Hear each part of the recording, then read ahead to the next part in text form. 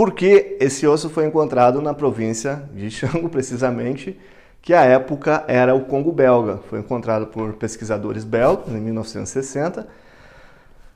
É um osso que pertenceu a um babuíno. E esse osso tem uma peculiaridade muito interessante. Ele foi feito por seu usuário há mais ou menos 20, 25 mil anos. E ele está sendo usado para contar.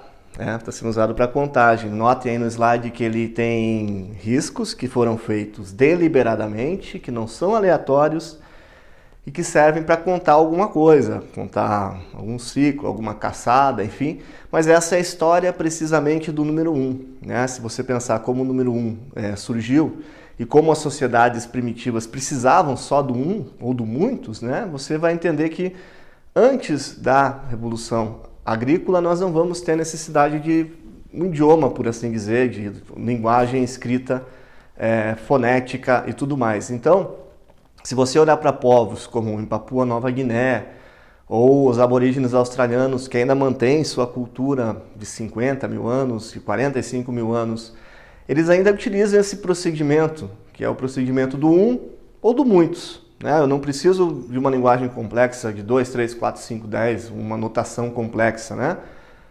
Para eu navegar entre um ponto de referência e outro, eu uso a música vai ser o tempo dela e os lugares de referência. E para eu ser, por exemplo, quantos filhos você tem? Muitos, que é mais do que um. Quantas vezes você é casado? Uma. Ou seja, o que não é um é muitos. E não importa muito detalhar isso, né? Como é que eu conto o tempo? Se o sol está subindo, posso fazer alguma coisa. Se o sol está no meio, eu tenho que tomar uma decisão de continuar fazendo aquela coisa ou voltar para casa. E se o sol está se pondo, eu estou perto de casa e consigo chegar, ou eu tenho que me virar e dormir ali naquela noite. Então é muito simples, né? A navegação não era... Se você olhar hoje para o nosso tempo, para o nosso cronômetro, já vamos falar de cronos, ele vai a microsegundos, ele vai a uma medida absurda, atômica de tempo, né? Então foi assim que nós nos locomovemos e navegamos, né? Mas então a história da escrita vai surgir como? Essa história aqui. O que você tem aqui é uma escrita cuneiforme, que vai ser a origem desse outro alfabeto aqui. E por quê? Porque imagina o seguinte, agora nós somos agrícolas, temos cidades, nós vivemos juntos, e eu sou um comerciante de cabras, né? Portanto, você precisa... de cabras e eu vou te emprestar, não existia além do escambo, antes da moeda, né? E aí você chega e empresta 6 cabras e nós combinamos que você me devolve essas cabras daqui a 2 anos, devolve 12, por assim dizer, né? O que acontece? Eu preciso manter esse registro em algum lugar, eu não posso confiar apenas de memória, né? Nós precisamos de um registro onde eu marque lá que você me deve 6 cabras e que eu tenho um objeto pessoal seu identificando que é você quem me deve. Como é que isso se dava? Nós sabemos por achados arqueológicos na região da Mesopotâmia, no atual Irã, no atual Líbano, que as pessoas marcavam da seguinte forma. Elas se valiam exatamente do 1, né? Elas pegavam lá e faziam uma coxinha, um peãozinho de argila, né? E faziam, por exemplo, 6 peãozinhos de argila separados. Não faziam um peão que valia 6, um peão simbólico, né? Como no xadrez nós temos peão, rainha, cada um tem a sua simbologia. Mas eram 6 peõezinhos, 6 coxinhas, 6 cunhinhas, e cada um valia uma cabra. Então ele fazia uma trouxinha, nós sabemos disso porque nós ainda encontramos esse tipo de conteúdo lá, né, em escavações. Fazia uma trouxinha, colocava lá 6 e um objeto pessoal seu, eu sabia que você me deve 6. Como é que fazia? Daqui 1 ano ou 2 você voltava, eu tinha que quebrar esse pote de barro. Normalmente ele estava identificado com luas ou com sóis, ou seja, um sol 1 ano, 2 sóis 2 anos, 8 luas 2 meses, né? Que era assim que eles contavam também.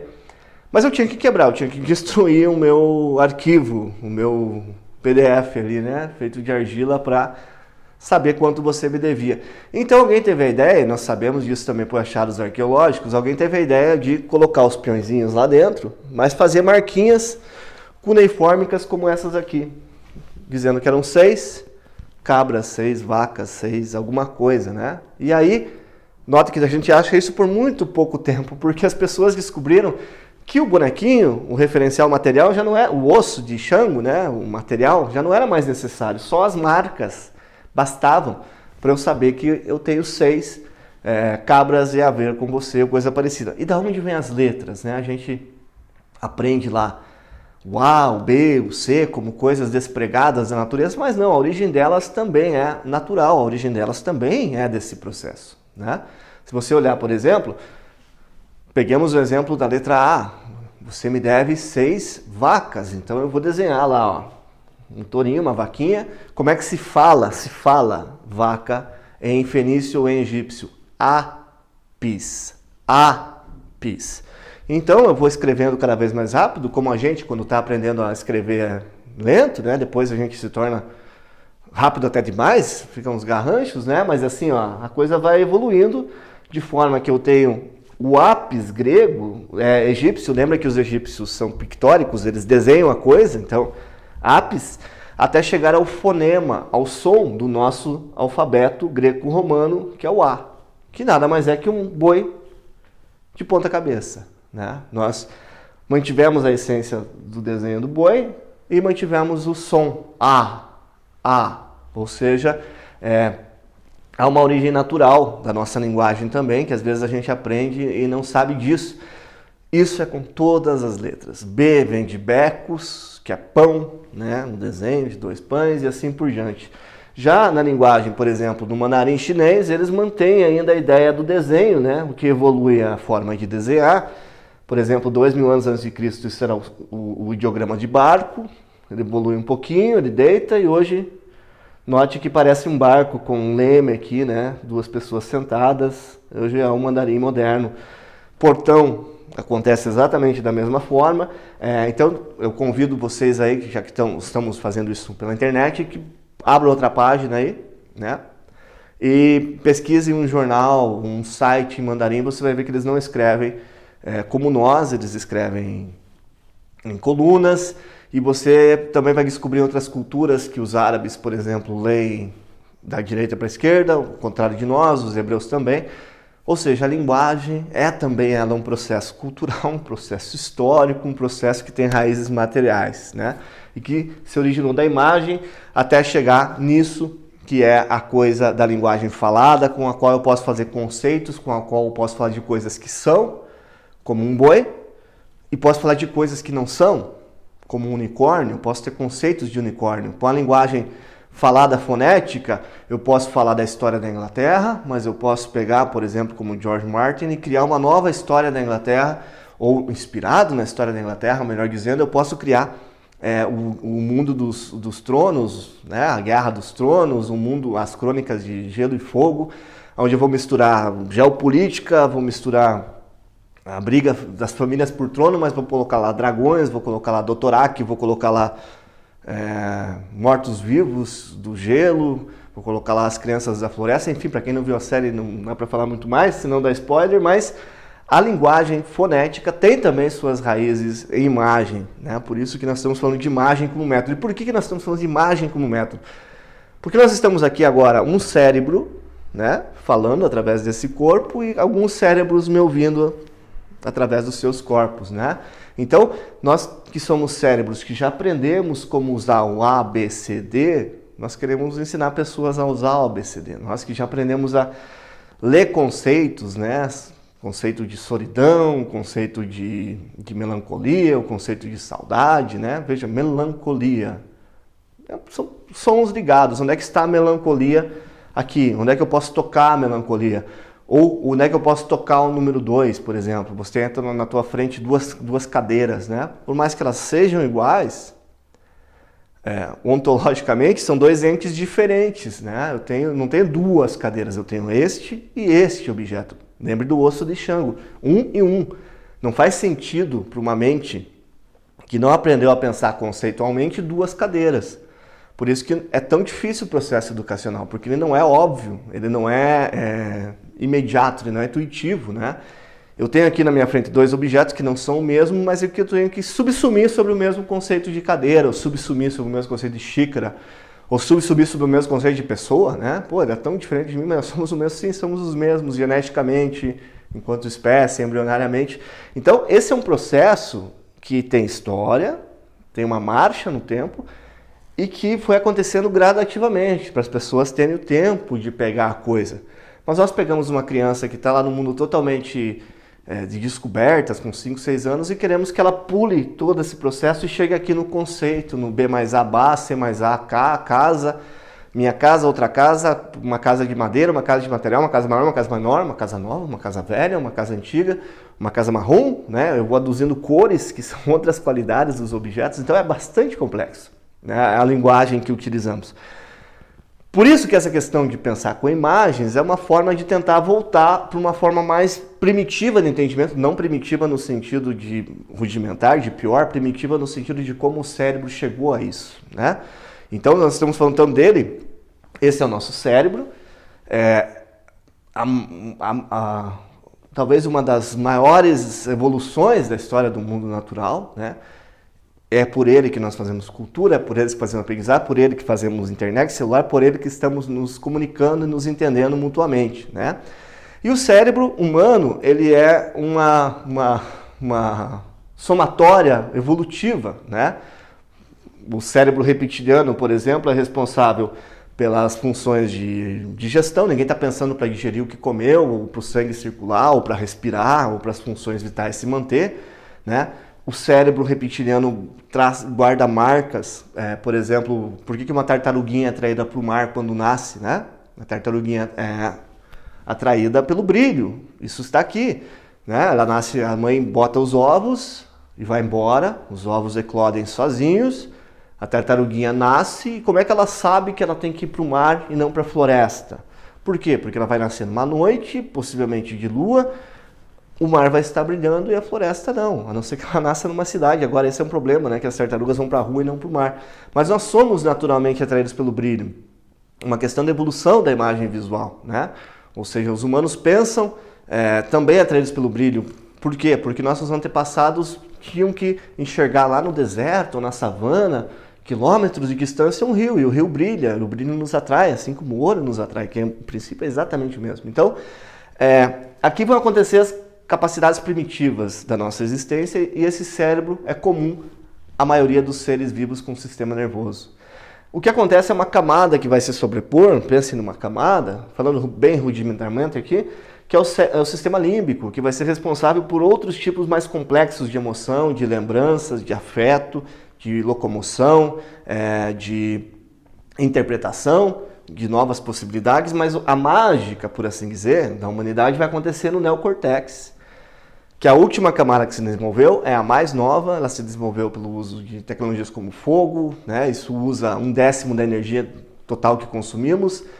É como uma cortina, ela é enrugada, assim, que se desdobra, porque para caber mais coisas ali, é aqui que vão acontecer as sinapses da linguagem, da cultura, do entendimento, da inovação, né? É um neocórtex que, se tivéssemos mais tempo, poderíamos falar de uma batalha que acontece entre esses três sistemas, mas o neocórtex, você tem que entender que ele não é rígido, né? Muitos estudos, os primeiros estudos, né? Os estudos que se fizeram, alguns muito duvidosos do ponto de vista ético, né? De se intervir nas pessoas, em campos de concentração e tudo mais, e foi se mapeando o cérebro com a questão da frenologia, com a questão de, essa partezinha aqui é responsável pela fala, essa partezinha é responsável por erguer o braço. Isso está errado, porque o cérebro opera por sinapses, né? E essas vão acontecer, vão ser excitadas, por assim dizer, de acordo com o ambiente, de acordo com a circunstância. Uma música pode ativar partes diferentes do cérebro, uma lembrança, um jogo do futebol do teu time. Enfim, isso aqui é um sistema orgânico em movimento, né? As sinapses, elas não são fixas, olha só. Uma sinapse é basicamente isso. Uma reação físico-química que acontece entre dois neurônios que não estão conectados fisicamente, ligados fisicamente. Eles estão, há um espaço entre eles. O que vai acontecer é como uma descarga elétrica, né? E essa descarga elétrica é que vai gerar as informações, que vai fazer eu lembrar de coisas, fazer lembrar de episódios e tudo mais.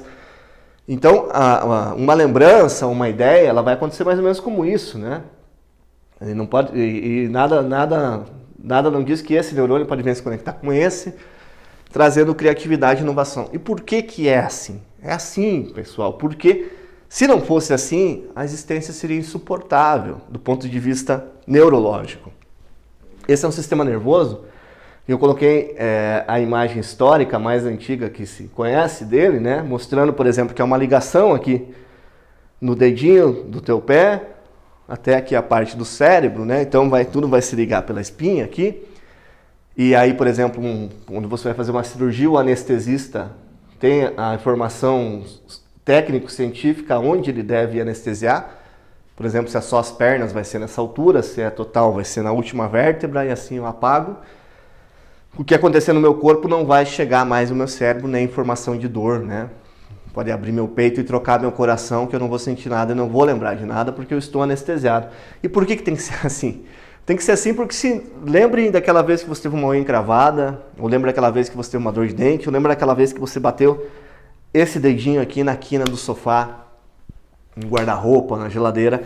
Lembre-se da dor. É memória episódica, já a gente fala disso.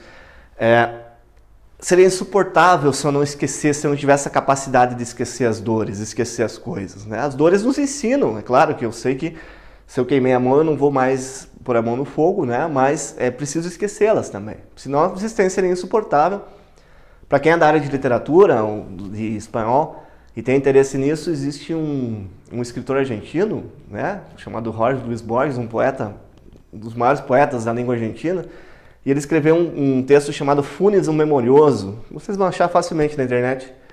E nesse texto ele especula de maneira genial como seria se a gente não esquecesse, né? Não esquecesse nenhum cheiro, não esquecesse nenhum odor, não esquecesse nenhum número que a gente contou. Como a existência seria insuportável sem a capacidade de esquecer.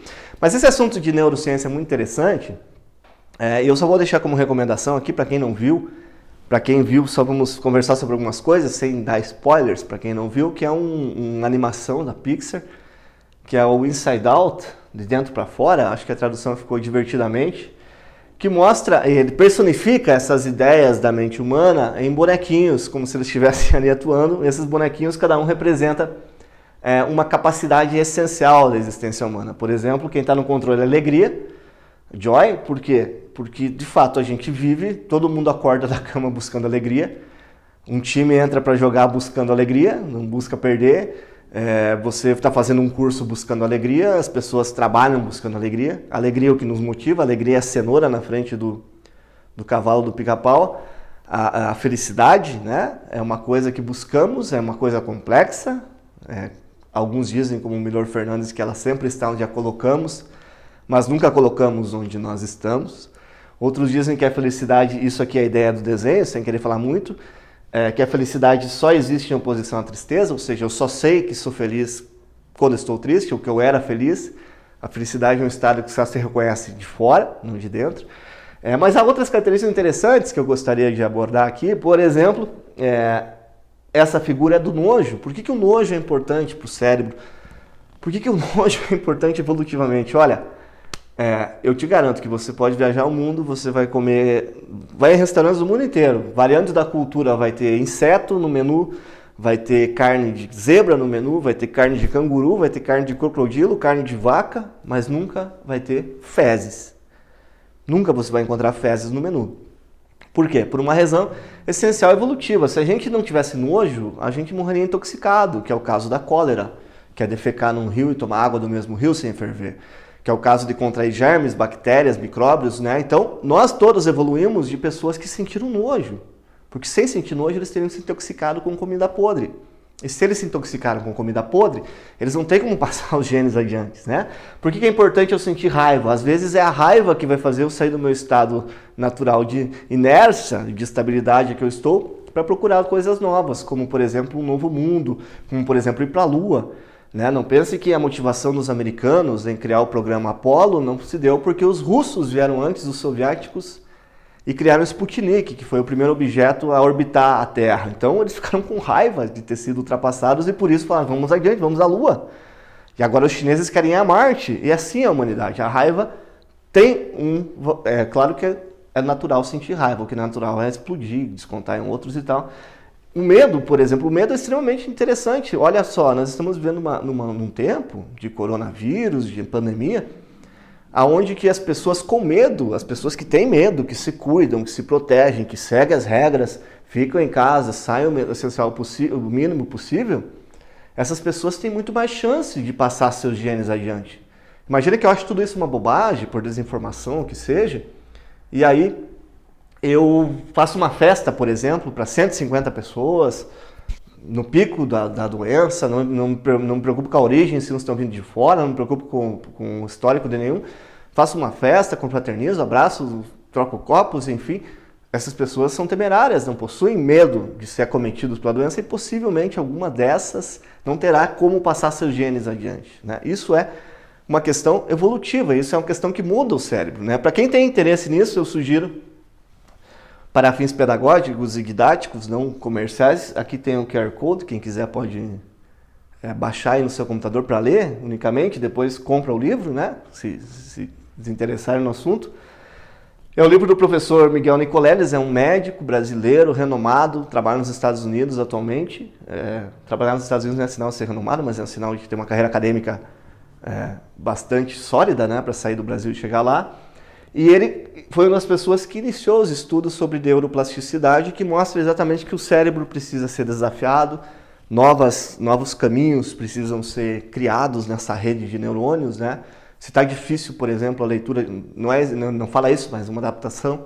Se está difícil entender um livro, um idioma, talvez buscar pôr o cérebro para trabalhar mais rápido, lendo outros livros ao mesmo tempo, procurando outros idiomas. E as pesquisas do professor Nicoleles são muito interessantes, eu acho que vocês vão lembrar na Copa do Mundo de 2014, que foi no Brasil. Pesquisem aí também, o chute inicial foi dado por um rapaz que é tetraplégico e que usava um exoesqueleto, que é uma das coisas que o professor Nicoleles pesquisa, que é fazer essas pessoas voltarem a andar numa imersão entre humano e tecnologia, que é bastante interessante. Então, para quem se interessa sobre isso, não é o assunto aqui, nós só estamos falando sobre isso para a questão de facilitar por que a imagem pode ser um elemento interessante para a educação, né? Já foi, sempre é. Mas, enfim, para quem quer continuar com isso, esse é um belo livro, que é um bom início para esses estudos. E, por fim, antes da gente entrar em exemplos, para finalizar essa primeira parte, antes da gente entrar em exemplos históricos dos paradigmas educacionais, eu tenho um texto aqui, ele está em espanhol, tem a fonte, mas eu não achei ele em português, isso não é uma ciência exata também. Mas costuma-se dividir a memória em 8 níveis, né? Lembram lá no começo que falamos que a imagem ajuda na memória de longo prazo. A imagem, né, eu falando, é uma coisa, eu falando ilustrando é outra. Talvez seja por isso que lá nas cuevas de Altamira, nas cavernas de Altamira, nossos antepassados decidiram que era melhor desenhar a imagem do animal, da caçada,